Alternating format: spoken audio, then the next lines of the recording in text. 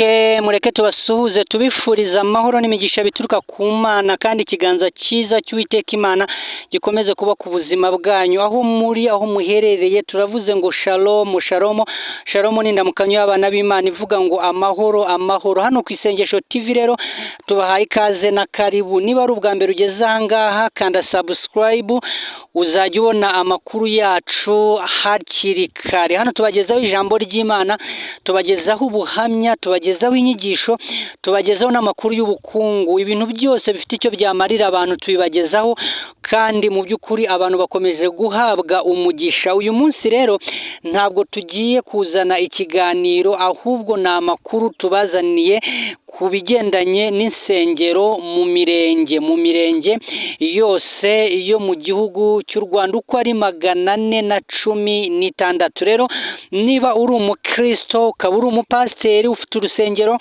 rwaba rufunze cyangwa rudafunze, niba mu by'ukuri hari izindi zifunze, buri muntu wese usenga wegera Imana, iri tangazo cyangwa aya makuru mu by'ukuri arakureba. Niyo mpamvu ngira ngo mbwira abakunzi bacu aho muherereye mu mpande zitandukanye, abari mu Rwanda, abari mu mahanga, abari muri East Africa ndetse n'abari muri Amerika, mwese muhawe ikaze ndetse na karibu. Gusa nk'umuco wacu kuri televiziyo ntacyo tujya tubagezaho tutabanjije gusenga. Tubanza gusenga ubundi tukabagezaho mu by'ukuri amakuru. Ni inkuru rero navuga ngo ni inkuru nziza rwose, kandi umwami Yesu aduhana umugisha. Reka dusenge ubundi nze mbagezaho mu by'ukuri by'amadini ndetse n'amatorero, ariko cyane mu mirenge yose igize igihugu cy'u Rwanda, uburyo insengero zigiye gusigara muri iyo mirenge ndetse n'uburyo zigiye kuba zikora, cyane itorero rya ADPR.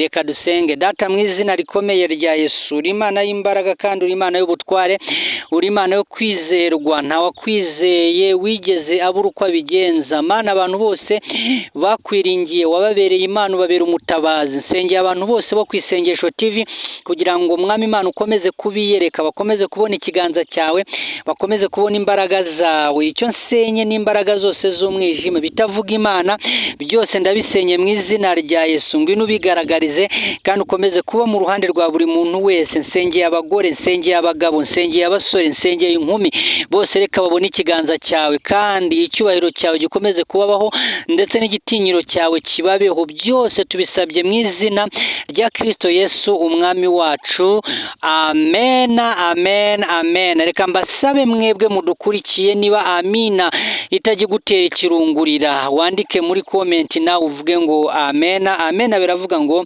bibe bityo, Imana ibahereza umugisha. Hanyuma rero ntabwo nshaka gutinda muri aya makuru mbazaniye, ndashaka kwihuta cyane. Ni update, nurumva na makuru abagezweho mba ngira ngo mbahereze, noneho tubone gukomeza. Ikiriho rero nuko insengero za ADPR ziri mu mirenge, insengero z'itorero ADPR ziri mu mirenge igiye itandukanye y'igihugu cy'u Rwanda, insengero z'abapantekote, insengero z'abadivantiste, insengero z'abaprotestante, insengero z'andi madini zigiye ziri mu mirenge igiye itandukanye. Nuko nababwira ko hari inkuru nziza yuko mu by'ukuri izujuje ibisabwa. Murabizi twagiye tubibagezaho ahangaha mu biganiro byacu twagiye tubaha, ntago nje kusubiramo ibisabwa.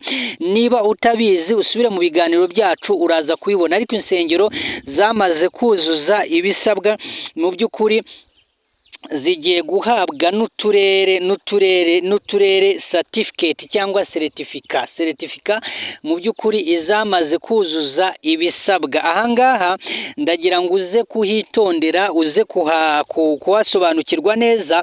Niba uri umukristo ukaba usenga, urusengero rwawe rufunze, mukaba mwarakoze ibyo mwasabwaga, ukaba cyangwa uri umupasiteri, urusengero wayoboraga rufunze, mukaba mwaruje ibyo mwasabwaga, ndagira ngo ugezeho aya makuru meza rwose.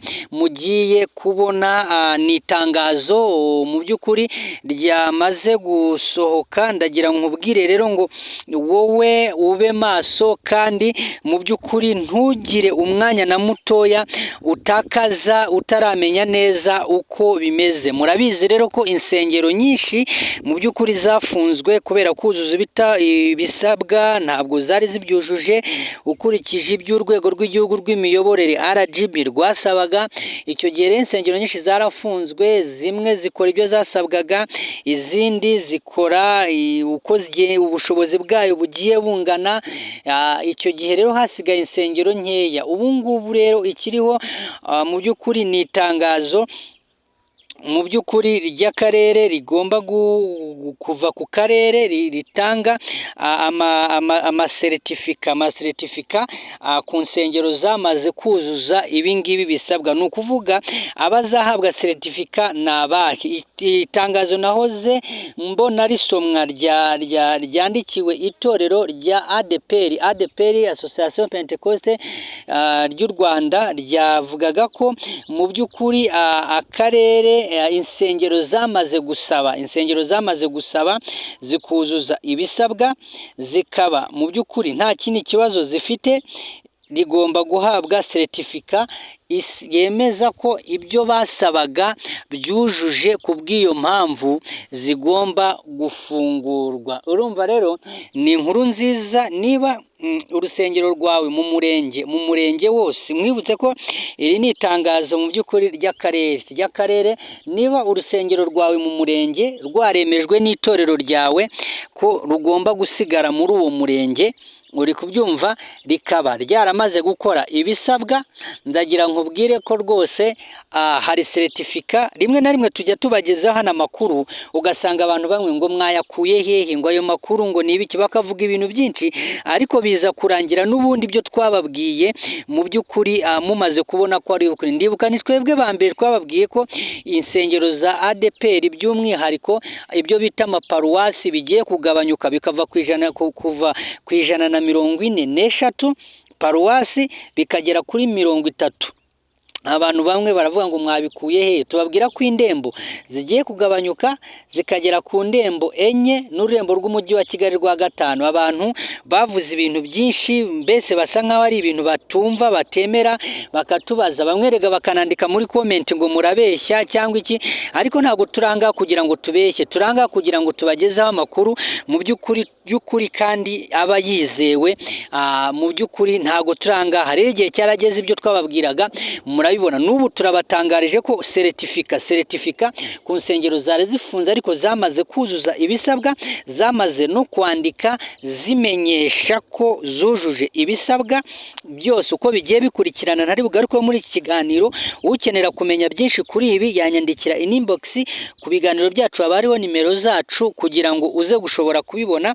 Ariko icyo nari mbazaniye nuko mwakomeza kwitegura, kuko hari amasertifika agiye gutangwa kandi agatangwa n'akarere mu by'ukuri kemeza ko urusengero rwawe cyangwa itorero ryawe ryamaze kuzuza ibisabwa. Ku bw'iyo mpamvu rigomba kuba ryakingurwa. Niba waranditse rero ugaragaza ko wujuje ibisabwa, ukamenyesha binyuze ku irembo cyangwa binyuze n'ahandi bigomba kugira, ariko ukaba wari utarabona igisubizo kigiye kuboneka rwose vuba cyane, kigiye kuboneka mu minsi mikeya cyane. Noneho musubire muri church, mwongere muramye, mwongere muhimbaze, ADPR bongere bahimana icyubahiro, bongere bacinya akadiho. Ubwo ngubwo ni ku rwego rw'imirenge, ntabwo ari urwego rw'intara cyangwa amaparuwasi cyangwa mu turere, ni ku rwego rw'imirenge. Ni ukuvuga umurenge uragenda ubibona aho ngaho. Nabashyiriyeho mu by'ukuri itangazo cyangwa nabashyiriyeho urutonde mu mirenge igiye itandukanye uko yagiye ivugwa. Rero ntabwo dushaka gutwara umwanya wanyu munini, twagira ngo tubageze iyo update, kuko abantu benshi bibazaga ngo ariko se ngo insengero zizafungurwa, ngo ntizizafungurwa, ngo ese ngo ibyo twasabye ngo ko byamaze kuzura, ngo ko nta kintu kigeze kiba, nta kintu kigeze gikorwa. Ariko ndagira ngo mbabwire ko rwose certificate zivuye ku karere zigiye gutangwa ku mirenge, ku nsengero zujuje ibisabwa zemerewe mu mirenge itandukanye y'igihugu cyacu cy'u Rwanda. Imana rero ibahereze umugisha kandi Imana ibahereze imbaraga, kandi rwose ndagira ngo mbabwire ko uko bimeze kose Yesu ni umwami. Imana ibahereze umugisha. Niba ugira ibitekerezo byiza, ujye uduha ibitekerezo. Niba ugira inkunga wayiduha, niba ugira mbese ikintu cyose ugira mu buzima bwawe, turagusaba ko wajya ukitugezaho kugira ngo kidufashe gukomeza kwagura ubwami bw'Imana. Rero Imana ibahereze umugisha kandi Imana ibahereze imbaraga. Niyo update narinje kugira ngo mbagezeho, kugira ngo abantu bareke gukomeza gucika intege. Hariho numvaga ngo ntabwo zizafungurwa, so nuko bigenze.